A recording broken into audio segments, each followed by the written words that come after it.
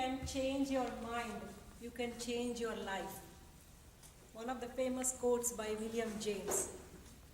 Mr. Toastmaster, fellow Toastmasters, and honored guests. I'm so honored today to present this speech in front of you in the presence of my family and honored guests. Each of us, at some point of time in our life, we would have received some kind of gifts in our lives. Who would like to share what is the most beautiful gift they have ever received in their life? My daughter. Wonderful. Her daughter? Anyone else? Come on, we all might have received so many gifts of flowers, books. Yes, Ariola? I faith. You are? Faith. Okay, wonderful. Knowledge. Knowledge, wonderful, wonderful. When I received my competent communicators in Toastmasters. Ah, Yeah. there. That's a way to go. Who else? Anybody else? Freedom. Health, wonderful. That's freedom. Freedom. So the tangible gifts may be normally like shoes or handbags or flowers, chocolates, watches, diamonds, those kind of gifts. Okay, leaving aside all those tangible gifts, today I'm going to talk about one of the most beautiful gifts we are all blessed with. Our mind. The most precious and the most powerful. Today, I am going to talk about how using simple tools of success to empower our mind.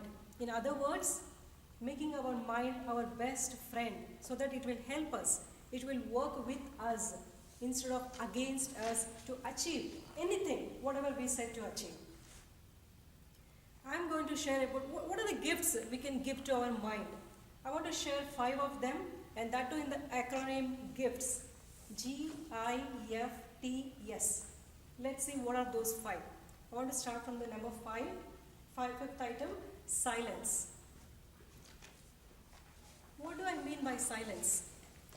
What do I mean by silence is giving your mind a gift of few mindful moments in silence every single day. Preferably before you start your hectic work day ahead. You see, people might call it with different names, Zen meditation or loving kindness meditation, chakra meditation, so many different names, but they all come to one thing, spending few mindful moments in silence. Guys, meditation is everywhere. Senior executives at Google, Ford, General Motors are meditating. Congress members are meditating in Capitol Hills. Some corporates have meditation rooms in their campuses. And recently I came to know, I'm not sure you believe, insurance plans nowadays does cover meditation classes. Does anybody know that? So what do these kind of meditation? What are the things we can do in those silentful moments? Couple of things I just want to share. See, we all have this radio station non-stop thinking going on in our head.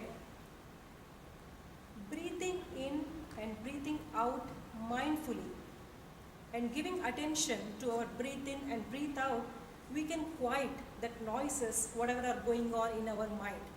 Just taking a nice long breathe in and nice long breathe out. With the help of that, we can quiet that noise. What is the other thing? Kind of loving kindness meditation. When you sit in those silent moments, you can send some loving prayers or blessings to your loved ones. And better than that, sending forgiveness to someone. I read in one of the Miss Joyce Mayer's book, what she wrote is, holding on to that anger or not forgiving others is something like you are drinking the poison and hoping that other person to die. That statement was so profound. When I read that, it just stuck with me in my mind. I mean, till then maybe I used to be angry or I used to hold those grudges, saying yes, they did this, they did that, some things like that. But since then, when I read that, that made me learn forgiveness and letting it go is one of the greatest paths for our inner peace. Even Buddha said, what he said is grasping to a charcoal and also hot coal and with the intent of throwing at someone. You are thinking you are throwing at someone, but you are burning yourself. So similar to how if when you go to gym and do your exercises, how you will strengthen your muscles, similarly with meditation you can strengthen your mind, which will enable you to create some stable and one-pointed concentration. Moving on, number 4, trust. Have trust in your mind. Believe in yourself. As some of you know, to emphasize that aspect, I want to just share one of my personal stories. As some of you know, few years back, in just 1 year time, we had to relocate to multiple locations. In 2014, I believe it was. In fact, just a couple of years back, prior to that, we moved to Texas from Boston. And in 2014, again we had to move to a suburb near Chicago. We had no other choice because our jobs moved, so we also had to move to the Chicago. But again, we started settling in, but after being there, again in 6 months we had to move to North Carolina. I was devastated. I was so disappointed. I felt like I was a failure. We are not giving as a parents a stable life to our children. We thought we are moving them from one place to another, and that to being in higher grades, it's so difficult to move the schools at that kind of age. But I remembered words from the motivational coach Joel Osteen. What he says, when you go through life's disappointments or adversities, it's very easy to lose happiness, joy in life. Sometimes we don't understand what's God's plans for us, where He is steering us. But at those times, if you keep faith and if you keep the trust in yourself, He might lead you to a place of blessing. So remembering that, instead of losing faith in life or trust in myself, we just continued. And when we did that, and I also learned, life will not always unroll as we plan. Universe might have something else. And when you believe in yourself and have that trust in yourself, universe will fight your battles and bring you where you want to be. So same thing happened with us as well.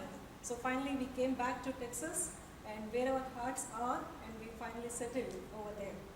So I said, just don't give up. Believe in yourself. Visualize yourself as you want to be. It seems all the improvement in life begins with the improvement in our mental images. Talk to yourself. Practice telling yourself, I'm the best. I can just do it. I'm good at my work. Just tell yourself what you want to be, not what you currently are. Just don't give up. Believe in yourself. Have that trust in yourself. Number 3, F. That's for family or relationships.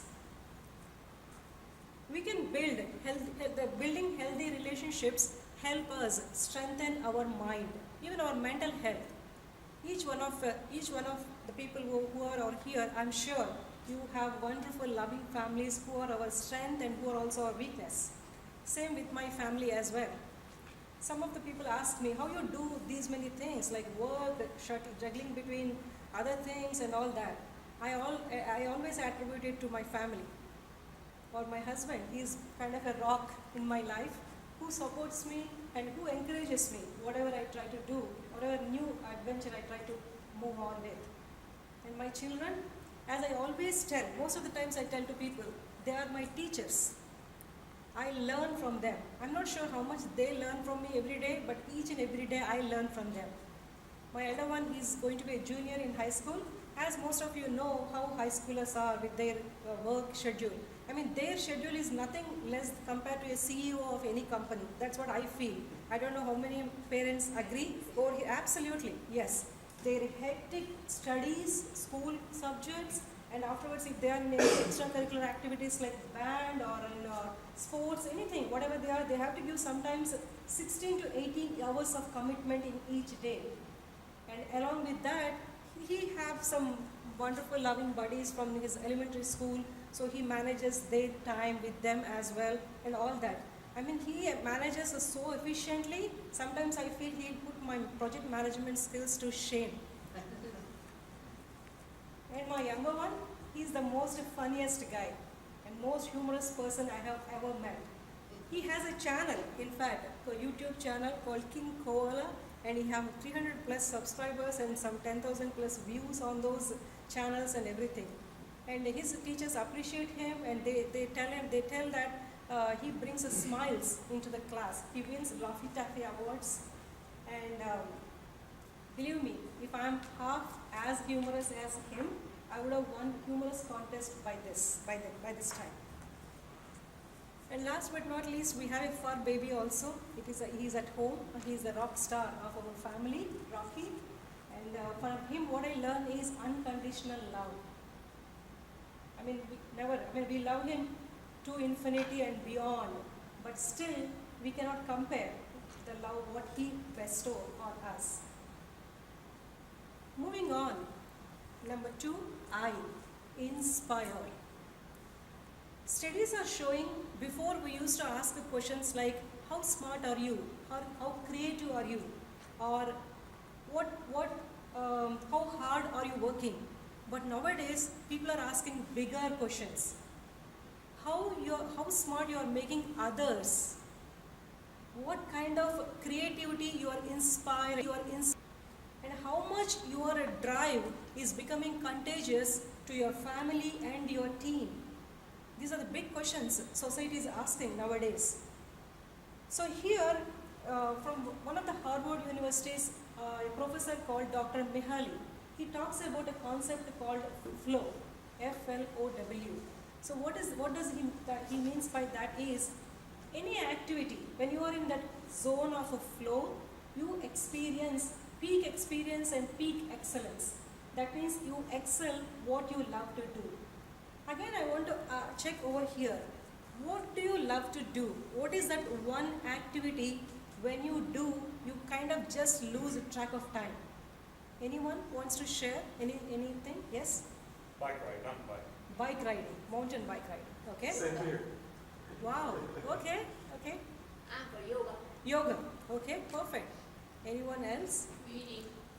Reading? Oh wow, I share with you, Celeste. Okay, so these kind of activities, when we do them, we just kind of lose track of them. Like also kind of painting or cooking for some people, and for some people kind of gardening, or these kind of activities. And they also say this is kind of your signature strength, that resembles your signature strength.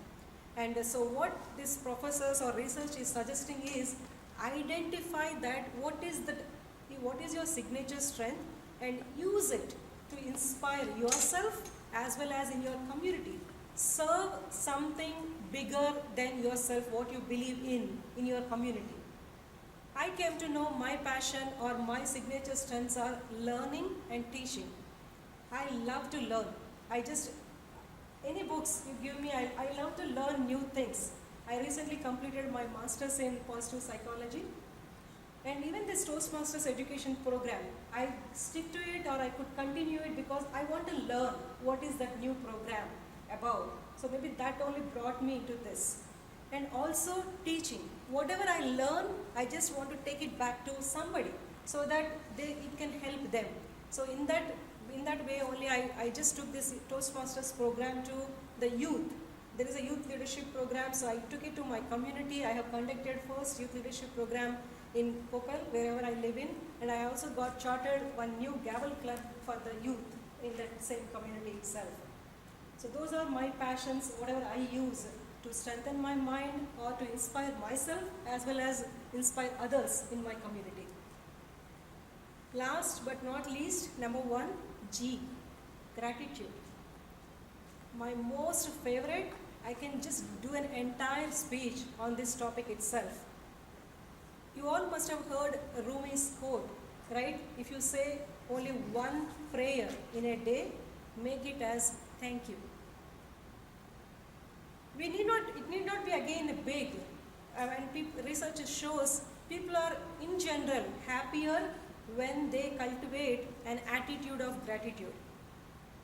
How do you cultivate that attitude of gratitude? Giving thanks to what, again, I won't go for the big things. I normally do give thanks, like as soon as I get up, okay, I give thanks to I had a good sleep. Or I give thanks, okay, I'm stepping down and now I'm walking. I give thanks each and every small things. It doesn't matter to me. Anything is, I think we can give thanks for. We are talking, we have hands to do our other chores, or we are walking, we are coming to club. Everything. There is nothing, not a small thing that we can't give thanks for. If you want to, you don't need to look for any big things. What I mean to say, any small thing we can give thanks for. And if you want to take it one step forward, I suggest even you can keep a gratitude journal. Right? Research shows again, writing 3 things what you are thankful for. They need not be big. Again, it's a simple, small things. When you do that, it seems our mind or brain cultivates kind of a thing, like we will strategy kind of thing. We will scan for everything for the positive first instead of negative. It will retain that kind of strategy in our brains. So giving thanks for what we have will heighten our blessings. It gives our mind a strength of kind of contentment to our mind. So finally, in conclusion, what I want to share is we can cultivate or we can create an empowered mind by doing these simple small things every day. And we create an unhappy mind when we don't do these kind of small things.